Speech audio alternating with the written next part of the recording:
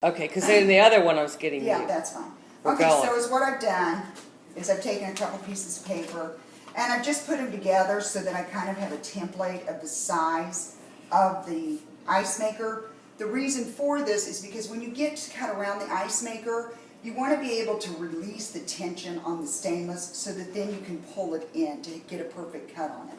So I'm cutting it a little bit smaller than what the ice maker is, so it gives me a little bit of, extra room to kind of play with it. So now is what I'm going to do is I'm going to measure the door, and I'm also going to add about 1 inch all the way around the freezer door before I put it on. Now this is the orange peel texture, and a lot of people always ask, will it go on? Well, you'll see, it goes on smooth, it's thick enough. Now your less expensive films that are out there will take on the orange peel texture, but ours will go on smooth as butter.